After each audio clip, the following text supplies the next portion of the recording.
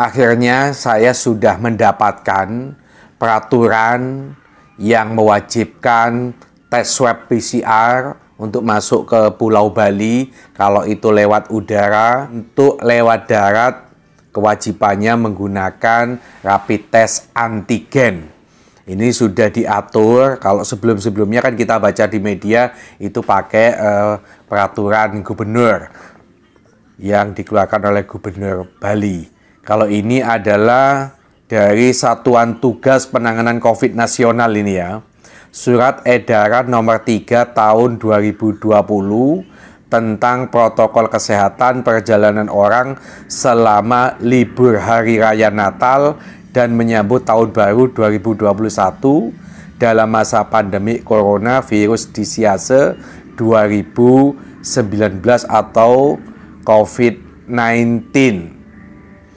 Nah, ini aturan yang saya tunggu-tunggu supaya kita bisa melakukan gerakan gugat. Bukan kita ini anti pemerintah, tapi peraturan ini kalau saya baca sangat merugikan kita sebagai warga, terutama masyarakat Pulau Bali ya. Salah satu contoh misalnya begini, saya bacakan ini, angka 3 huruf B. Untuk perjalanan ke Pulau Bali, pelaku perjalanan yang menggunakan moda transportasi udara wajib menunjukkan surat keterangan hasil negatif menggunakan tes RT-PCR paling lama 7 kali 24 jam sebelum keberangkatan sebagai persyaratan perjalanan dengan dan mengisi e-haq Indonesia. Ini tulisan-tulisan masuk tadi tujuannya kemana kayak begitu ya.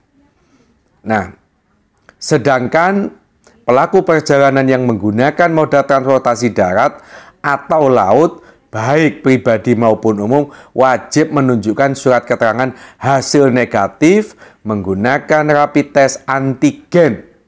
Jadi bukan rapid test biasa ya, rapid test antigen paling lama 3 kali 24 jam sebelum keberangkatan sebagai persyaratan perjalanan dan mengisi e-haq Indonesia. Yang harus dikritisi pertama, membedakan masuk Pulau Bali melalui udara dan laut. Ini sangat diskriminatif. Kenapa? Menjadikan, kalau orang kaya karena dia naik melalui udara, pesawat terbang, maka dia PCR. PCR itu kalau kita tanya-tanya harganya 850 sampai 900 ribu. Nggak main-main. Makanya saya mendapatkan pengaduan banyak teman-teman ini yang mau ke Pulau Bali, sudah kadung pesan tiket, batalin semua. Di-cancel karena mahalnya biaya tes PCR.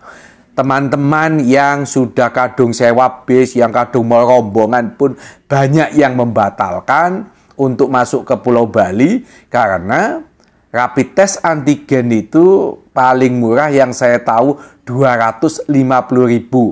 Bayangin, kalau rapid test yang biasa itu 85, tiba-tiba naik 250, orang kelas menengah ke bawah, kalau ke Pulau Bali rombongan cuma bayar 500 harus nambah kos. Makanya banyak yang membatalkan. Ada yang mengeluh ke saya, kenapa sih peraturan ini tidak setengah tahun yang lalu diinfokan sehingga orang tidak sudah kadung pesen tiket, sudah kadung bikin rombongan perjalanan liburan tahun baru ke Pulau Bali, supaya kalau tahu sebelumnya tidak mendaftar. Kalau kayak begini mereka sangat kecewa. Ini menurut masyarakat, menurut warga, peraturan ini dibuat terlalu mendadak kan itu. Itu tadi yang saya sampaikan adalah diskriminasi kalau itu dilihat kategorinya soal keuangan, membedakan yang udara dan darat. Peraturan ini maka tidak berlaku bagi di luar Pulau Bali. Loh, pertanyaannya emang mau liburan itu cuma ke Bali doang? Nggak ke NTB misalnya, tidak ke Jogja, tidak ke Malang, ini destinasi-destinasi tujuan wisatawan domestik. Berarti ngapain kita ke Bali? Ngabisin duit, bayar PCR, antigen, sudah ke Malang aja, ke Jogja aja. Nah, Emang kalau di Malang dan di Jogja tidak rawan kena COVID? Sama aja. Ini yang menjadi pertanyaan-pertanyaan diskriminasi dari segi keuangan, diskriminasi dari segi tujuan. Ke Sumatera, ke Kalimantan, ke Danau Toba misalnya, itu tidak diatur seketat ini. Emang di sana juga tidak banyak wisatawan? Banyak juga dong. Memang dibanding dengan Pulau Bali tentu kalah. Tetapi kalau mau bikin kebijakan, jangan diskriminasi. Jangan cuma Pulau Bali yang diawasi. Jangan cuma Pulau Bali yang diketati. Ketati semua. Ini yang kita rasakan bahwa pemerintah ini kebingungan sehingga membuat peraturan tanpa dipertimbangkan dengan baik. Huruf C, saya bacakan ya. Untuk perjalanan dari Pulau Jawa serta di dalam Pulau Jawa antar provinsi kabupaten kota, pelaku perjalanan yang menggunakan moda transportasi udara dan kereta api antar kota wajib menunjukkan surat keterangan hasil negatif menggunakan rapid test antigen maksimal 3 kali 24 jam. Diskriminasi kan? Kalau ke Pulau Jawa, di luar Pulau Jawa cukup antigen. Meskipun naik pesawat cukup antigen. Lebih murah dibanding tes PCR. Dan ini ada perbedaan loh. Rapid test dulu, baik udara maupun darat, berlakunya 14 hari. Ini dibatasi cuma 3 kali 24 jam. Mahal bos. 3 kali 24 jam, mau balik, rapid test lagi antigen. 250 lagi, 250 lagi. Dan yang harus dipahami oleh pemerintah, meskipun peraturan ini diberlakukan untuk musim liburan Natal dan Tahun Baru. Tetapi orang naik pesawat kemana? Ke Jakarta, ke Bali, ke Sumatera, ke Jogja.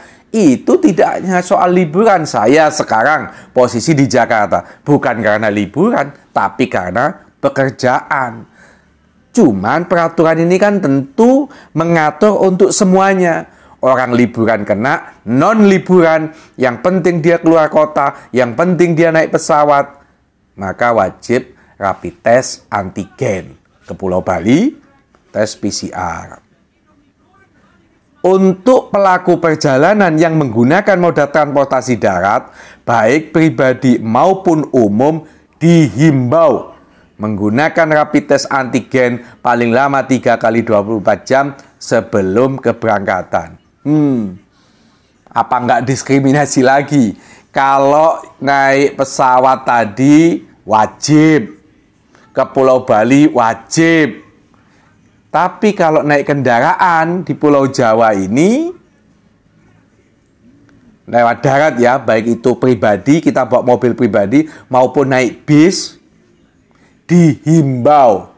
Artinya nggak wajib. Ini peraturan model apa kayak gini? Emang kalau dari Surabaya ke Semarang, orang Bandung ke Jogja, cuman dihimbau kalau naik mobil pribadi, naik bis, loh, aman emang di jalanan kan itu. Jadi ini peraturan-peraturan ini menurut saya kok cenderung ya diskriminasi, cenderung dibuat tanpa dipikir efek-efeknya. Orang akan mengeluh, orang akan mengeluh. Kok bisa kalau naik pesawat itu wajib, kalau naik mobil pribadi, naik bis umum itu tidak wajib, cukup dihimbau. Oh ya sudah, untuk efisiensi supaya kita nggak kena duit rapid antigen, kita naik bis umum aja. Naik bis malam ke Jakarta, naik bis malam ke Surabaya, naik bis malam ke Semarang. Dihimbau, tidak wajib. Dibuat peraturan ini tanggal 19 Desember 2020, masih baru. Penutup, dengan berlakunya surat edaran ini, maka surat edaran nomor 7, surat edaran gugus tugas ya, nomor 9 yang saya gugat di MA tentang kewajiban rapid test yang sampai sekarang ini belum turun putusannya, dicabut dan dinyatakan tidak berlaku. Saya memaknai karena peraturan yang kewajiban rapid test itu dicabut tidak berlaku, Maka orang ke Kalimantan sekarang ini, orang ke Sumatera sekarang ini, orang ke Sulawesi sekarang ini, ke Papua tidak wajib antigen, tidak wajib PCR, tidak wajib rapid test. Karena ini peraturan yang nomor 3 ini hanya digunakan untuk libur Natal dan Tahun Baru, khusus masuk keluar Pulau Bali dan keluar masuk Pulau Jawa. Nggak diatur seluruh Indonesia. Mestinya yang namanya peraturan itu mengikatnya itu dari Sabang sampai Merauke. Bukan hanya perkecualian.